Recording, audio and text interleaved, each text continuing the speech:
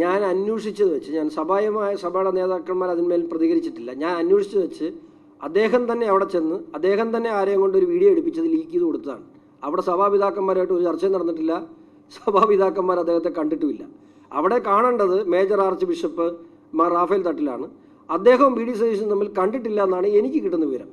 ആ വാർത്ത നേരിട്ട് നിങ്ങളെ അറിയിച്ചിട്ട് പോയാൽ അത് വലിയ വാർത്തയല്ല, അത് ലീക്ക് ചെയ്ത് കൊടുക്കുമ്പോൾ വലിയ വാർത്തയാണ്. ഞാൻ അറിഞ്ഞത് വെച്ച് നിങ്ങൾ കണ്ട ആ വീഡിയോ അദ്ദേഹം തന്നെ ആരെയും കൊണ്ട് ഷൂട്ട് ചെയ്യിപ്പിച്ച് പുറത്തു വിട്ടതാണെന്നാണ് ഞങ്ങൾക്കറിയാൻ കഴിഞ്ഞത്. അവരുടെ ആരും അവിടെ സ്വാഭാവികമായിട്ടും സഭാ ആസ്ഥാനത്ത് ഏതൊരു നേതാക്കന്മാർ കയറി ചെന്നാലും അവർ സ്വീകരിക്കും, ഇരുത്തും. അവിടെ ഒരു ചർച്ചയും നടന്നിട്ടില്ല. ഈ ഇലക്ഷൻ അടുത്തിരിക്കുന്ന സമയത്ത് ക്രൈസ്തവ സഭയുടെ പിന്തുണ കോൺഗ്രസിനാണ് എന്ന് സ്ഥാപിക്കാൻ വേണ്ടി നടത്തിയ ഒരു നാടകമായിരുന്നു ആ സഭാ സന്ദർശനം. ഒരു സംശയം വേണ്ട, ഇത് എനിക്ക് വ്യക്തമായ കാര്യമാണ്.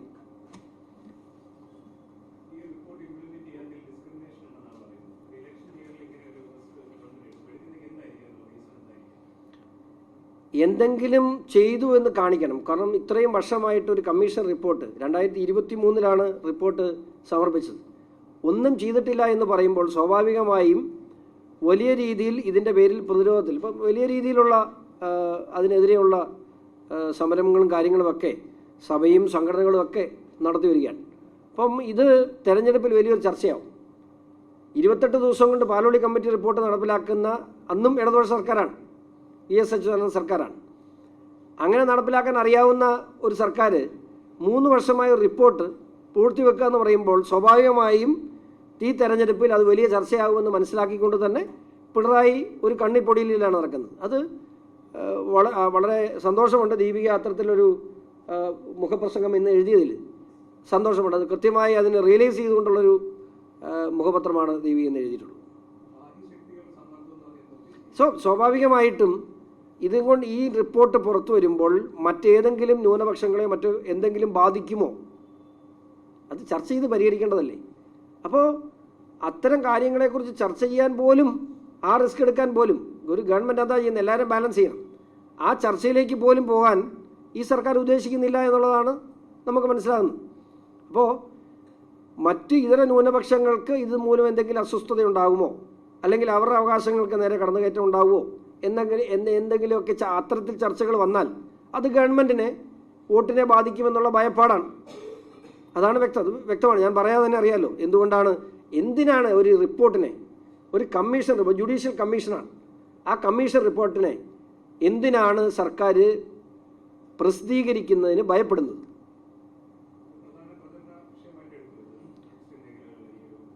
അല്ല, വേർതിരിവെന്നുള്ളതല്ല. ഏത് സമൂഹത്തിനും അവരവരുടെ അവകാശങ്ങളെ സംബന്ധിച്ച് ചർച്ച ചെയ്യാം. അത് ചില ആളുകൾ ചർച്ച ചെയ്യുമ്പോൾ വർഗീയതയാവും, ചില ആളുകൾ ചർച്ച ചെയ്യുമ്പോൾ അതിന് മതേതരത്വമാണ്. മതമാണ് പ്രശ്നമെന്ന് പറയുന്ന KM ഷാജി പറയുമ്പോൾ അതിന് വർഗീയതയില്ല, അത് മതേതരത്വം. തങ്ങളുടെ അവകാശങ്ങൾ ഇന്നതാണ്, ഞങ്ങൾക്ക് അർഹമായ അവകാശമില്ല, കിട്ടിയില്ല എന്ന് വെള്ളാപ്പള്ളി നടേശൻ പറയുമ്പോൾ അത് വർഗീയതയാവും. ഇതാണ് പറയുന്നത്, ഇതിനെ ഓഡിറ്റ് ചെയ്യണം. കേരള സമൂഹം ഇത് ചർച്ച ചെയ്യണം. അത് വർഗീയപരമായിട്ടല്ല, അവനവൻ്റെ അവകാശങ്ങൾക്ക് വേണ്ടിയുള്ള ഓരോ സമുദായത്തിനും, അത് ഏത് സമുദായം, മുസ്ലിം സമുദായത്തിൻ്റെയും പിന്നാക്കാവസ്ഥ ഇനിയുമുണ്ട്, അതും പഠിക്കണം, അതിനും വേണ്ടത് കൊടുക്കണം. പക്ഷേ ഒന്നും മറ്റൊന്നിനെ ഖനിക്കാൻ പാടില്ല, ഒന്നും മറ്റൊന്നിൻ്റെ അവകാശങ്ങൾ കവർന്നെടുക്കാൻ പാടില്ല. അതാണ് BJPയുടെ നിലപാട്.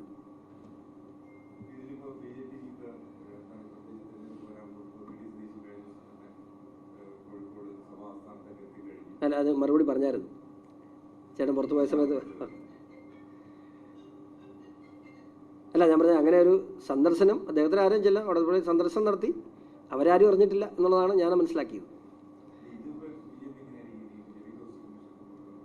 JB കോശി കമ്മീഷൻ റിപ്പോർട്ട് സമഗ്രമായ ചർച്ചയ്ക്ക് വിധേയമാക്കണം. അതിനകത്ത് നിർദ്ദേശങ്ങൾ ഇപ്പം നമുക്ക് അറ്റമൂലൊക്കെ ആയിട്ട് കുറച്ച് നിർദ്ദേശങ്ങളൊക്കെ നമുക്ക് പത്രക്കാർക്കെല്ലാം കിട്ടിയിട്ടുണ്ടാവും.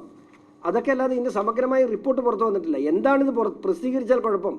എനിക്കും നിങ്ങൾക്ക് ഇത് അവകാശമുണ്ട്, ഇത് അറിയാനുള്ള ആവശ്യമുണ്ട്. നമ്മുടെ പണം മുടക്കി സർക്കാർ നിയമിച്ച ഒരു കമ്മീഷനാണ് റിപ്പോർട്ട് സമർപ്പിച്ചിട്ടുള്ളത്. ആ റിപ്പോർട്ടിന്മേൽ ദോഷകരമായ കാര്യങ്ങൾ എന്തെങ്കിലും മാറ്റിവെക്കണം, ഞങ്ങളും കൂടാം.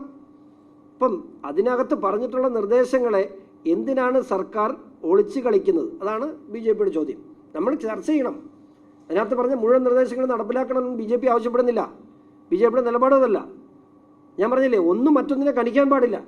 ഇതിനകത്ത് മറ്റൊരു സമുദായത്തിൻ്റെ അല്ലെങ്കിൽ മറ്റൊരു ന്യൂനപക്ഷത്തിൻ്റെ അവകാശങ്ങളെ കവർന്നെടുക്കുന്ന നിർദ്ദേശങ്ങളുണ്ടോ? എനിക്കറിയില്ല. ഉണ്ടെങ്കിൽ അത് പാടില്ല. എന്നാൽ ജനസംഖ്യാനുപാതികമായി, ഇവിടെ എല്ലാവരും പറയുന്ന കാര്യമാണ്, ജനസംഖ്യാനുപാതികമായി ഞങ്ങളുടെ അവകാശം ഞങ്ങൾക്ക് കിട്ടണം, അല്ലേ? KM ഷാജി കഴിഞ്ഞ ദിവസം പറഞ്ഞതല്ലേ, 9.5 വർഷക്കാലത്തിനിടയിൽ ഞങ്ങൾക്ക് നഷ്ടപ്പെട്ട അവകാശങ്ങളെ തിരിച്ചു പിടിച്ച് സമുദായത്തിന് കൊടുക്കണം എന്ന് രാഷ്ട്രീയ നേതാവ് പറയുന്നത്, സമുദായ നേതാവല്ല. കാന്തപുരം അബൂബക്കർ മുസ്ലിയാർ അത് പറഞ്ഞാൽ അത് കേൾക്കാൻ രസമുണ്ട്. വെള്ളാപ്പള്ളി നടേശൻ അദ്ദേഹം സമുദായ നേതാവാണ്, അദ്ദേഹം പറഞ്ഞാൽ കേൾക്കാൻ രസമുണ്ട്. NSSന്റെ ജനറൽ സെക്രട്ടറി പറഞ്ഞാൽ കേൾക്കാൻ രസമുണ്ട്. പക്ഷെ ഇവിടെ രാഷ്ട്രീയ പാർട്ടി അത് പറയുമ്പോൾ അവിടെ അതിനെക്കുറിച്ച് ആരും മിണ്ടുന്നില്ല. കോൺഗ്രസ് മിണ്ടുന്നില്ല, CPM മിണ്ടുന്നില്ല. വെള്ളാപ്പള്ളി നടേശൻ പറയുമ്പോൾ അത് വർഗീയതയും. അതിനെ BJP അനുകൂലിക്കുന്നില്ല. എല്ലാവർക്കും അവരുടെ അവകാശങ്ങൾ വേണം. അത് മുസ്ലിം സമുദായത്തിനും വേണം.